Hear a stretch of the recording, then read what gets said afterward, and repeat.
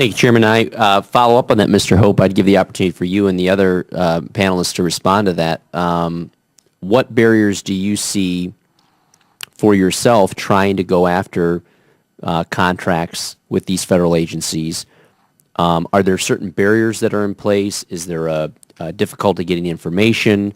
What would you like to see as a possible competitor for providing services or a provider of services to the federal government? What barriers are in place as someone who's in the Midwest or someone who's on the East Coast but not in Washington, D.C., trying to compete for business with these respective agencies that you just heard from and others are there? In other words, if you were up here and you could get them to provide different information or do things differently, what would it be to make it easier for you to compete and be awarded contracts with the federal government? As far as set-asides go, SDV, OSB set-asides, again, the agencies are not out there looking. They're not seeking other ways to find those companies out there. I think anybody can do any work across the nation. I do work in California. I'm out of Virginia Beach, Virginia. I also do it in Jacksonville, and we do it well. And we have a niche. We have maintenance engineering, and we do it on naval aircraft mostly. We can. I don't see any barrier at all for us to get work, or at least qualify for work, along with a couple other small businesses, SDV OSBs, that I know of that can do the work. Now, I'd love to compete it. I'd love to compete the work, but I'd like to compete it within the SDV OSB community. And there are enough of us out there to do that engineering work in naval aviation or in Air Force aviation or wherever it is. Again, I see no barriers except for the agencies not looking for us. Even though we're going to the small business offices and we're sending documents out and everything, but it seems to be going to deaf ears. Okay, Mr. Hope or Mr. Sharp?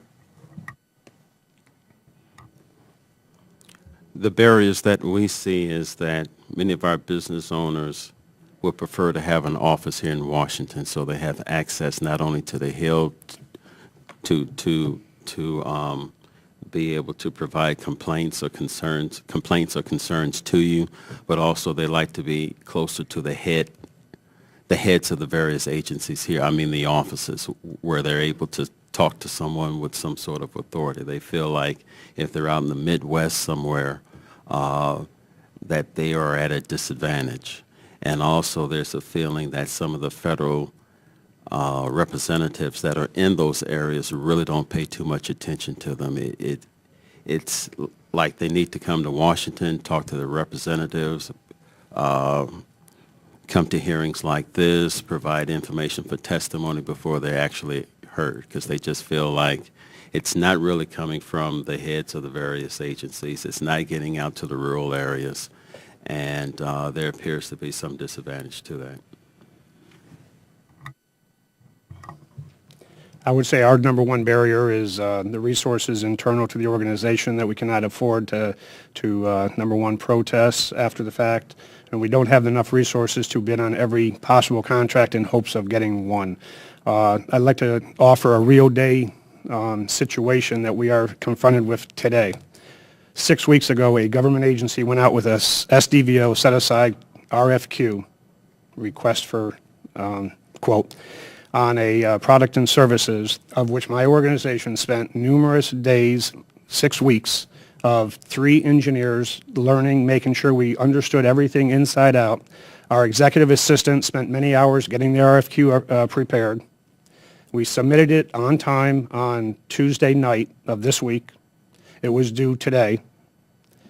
Last night, or the night before, they came out with an amendment to the RFQ saying that this is no longer an SDVO set-aside and has been open to small business industry-wide.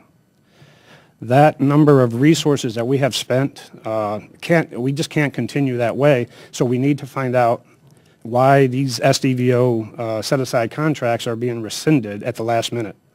That's number one. But I mean, there's lots of issues like that. I've talked to many SDVO presidents that have the same issues, the same concerns about expending resources to get nowhere.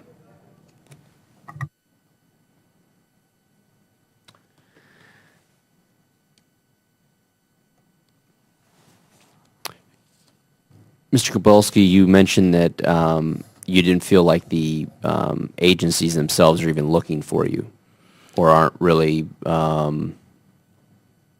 making a sincere effort to try and maybe fill their quotas. What leads you to believe that? Several sources sought, or RFIs that went out to they are trying through RFIs and sources sought, but it appears that they're not making it. The RFI or the sources sought is not the way to really go, to really get the attention of the STVOSBs. Most of the companies are small. They're under $5 million, $3 million companies, and they don't have the resources to answer, 10-page requirements and listing all the information they have. Why can't we have just a one-page sources sought document go out to the community and go organizations like the STVOSB Council out of Virginia Beach, Virginia. Go to the American Legion, go to a few other places to find these sources. And I think you'll get a lot more responses to these things. And I think I think most of the agencies are doing it via RFIs. They are trying to get the information out. They are abiding by the FAR and getting information out there, but it's not hitting home. Anyone else? With that, before I yield back, I would just give you the opportunity once again, if you have any other closing remarks for me, as far as if you were up here and had the ability to affect change, what changes you'd like to see that would be most helpful to you to be awarded these contracts or to be able to better compete for them. I would put some more teeth into 13360, executive order. I'd make it law, just like the 8A. Put it on parity with the 8A, companies or the program. Fair enough.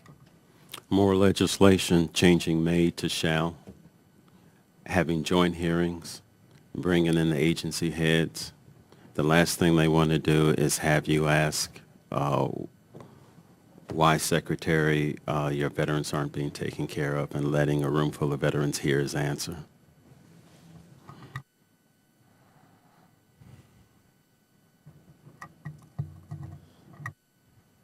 No? Okay. I have one more comment. I think the idea that Chairman Nye had about putting an SBA rep in every location would really help the program, unbelievably. I think that's the greatest idea I think I've heard. And making sure that all STVO SBs are certified via the SBA.